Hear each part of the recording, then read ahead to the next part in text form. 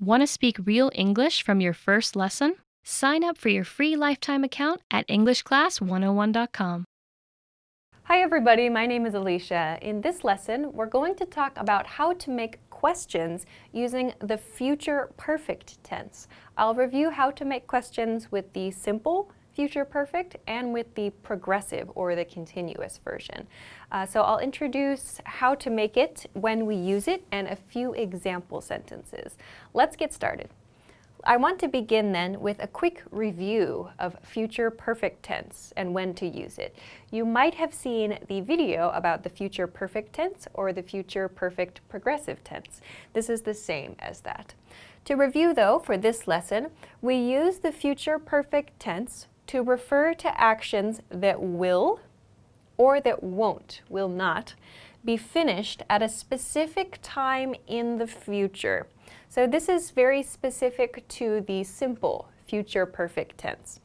To give a visual representation, if we're talking in our conversation in the present, here, now, there's some point in the future, like tomorrow or 8 p.m. or Monday, for example.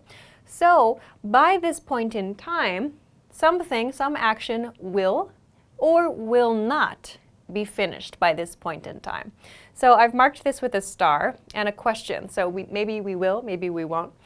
We're using questions for this lesson, so I've used a question mark for this. So this is for the simple future perfect. For progressive, however, which we'll also review quickly today, for progressive, this is for actions that will be continuing at a specific point in the future. So this is one difference between the simple form and the progressive form. With the simple form, the action either will or will not be finished. With progressive form, the action will or will not be continuing. So let's take a look now at how to make future perfect questions.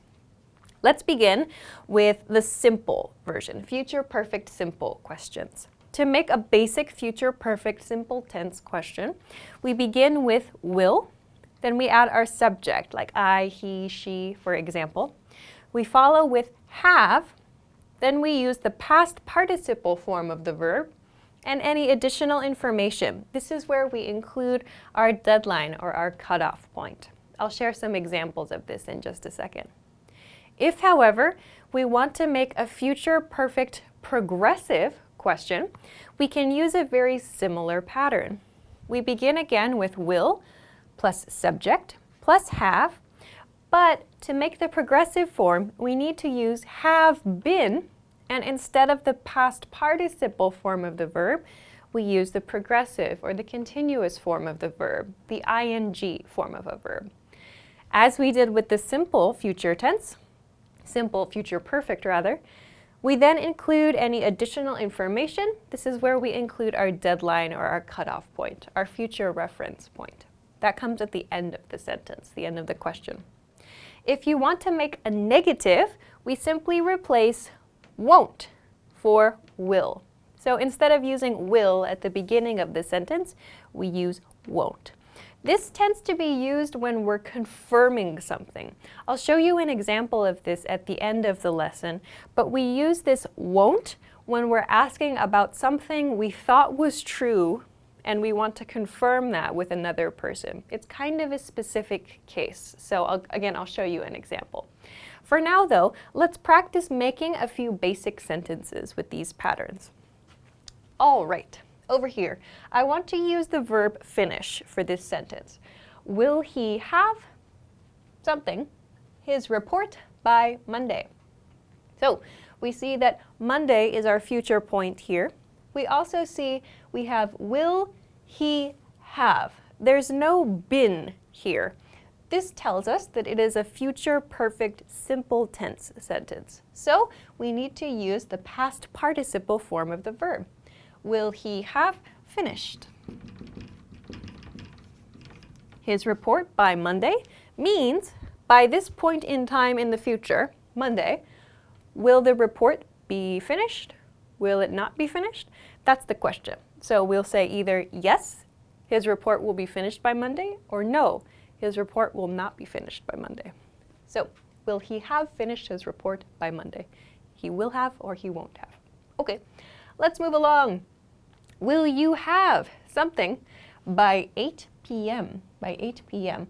So the verb I want to use here is eat. Again, we have will you have. There's no been here, so that's a good hint that we should use the past participle form of the verb eat. So the past participle form of eat is eaten. Will you have eaten by 8 p.m.? So perhaps this is a dinner invitation, for example. Will you have eaten by 8 p.m.? The answer to this might be, no, we won't have eaten, or no, I won't have eaten because I'm working, or yes, I'll have eaten already, for example. So we can use the future perfect tense to reply to this question as well. Yes, I will have eaten. No, I won't have eaten yet, for example. You can mix yet and already into your answers. Okay, let's continue along to the next example. Will we have been something on this project for a month as of tomorrow? So here we do see been. Will we have been? This is a big hint that we should use the progressive or the continuous form of the verb. Our verb here is work, so the progressive form is working. Will we have been working on this project for a month?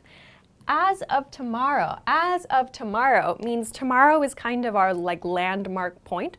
So at this point in time, at this specific point in time, tomorrow, will we have been continuously working on this project for a 1-month period? So in other words, we began working on the project 1 month ago, 1 month in the past. We've been working continuously, and we're still working on the project. So this is a confirmation question. Will we have been working on this project for a month as of tomorrow? You could say, yes, we will have been working for a month. Or no, we won't have been working for a month yet. Something like that could be the reply. So this is probably a confirmation question about how long a project has been in progress. I want to finish, though, with an example of this won't that I mentioned earlier. I made a conversation, actually. So let's take a look. A says, let's meet at 6 p.m. Let's imagine it's an office. Let's meet at 6 p.m. B says, won't you have left the office by then? You have a dinner meeting. A says, oh, right. So this is a very common example of when we might use this won't pattern. So like I said, it's used to confirm.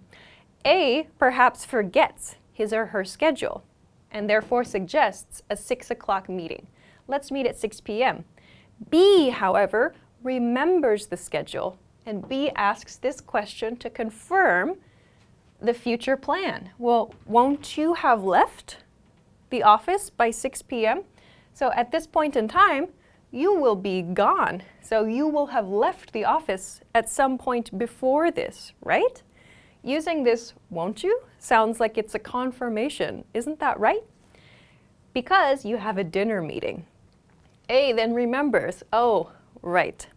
So this is a very common way we might use this, but as you can see, it's kind of a specific situation where some person forgets a future schedule or a future planned action. Another person in the situation remembers it though, and they ask to confirm. So you might see it used in something like this. However, we tend to use this more in the positive, to ask positive questions about the future, about future activities. So I hope that that helps you make questions with the future perfect tense and with the future perfect progressive tense, not just simple. If you have any questions or comments or want to practice making some sentences, please feel free to do so in the comment section of this video. Of course, too, if you liked the video, don't forget to give it a thumbs up, subscribe to our channel, and check us out at EnglishClass101.com for some other things that can help you as you study English. Thanks very much for watching this lesson, and we will see you again soon. Bye-bye.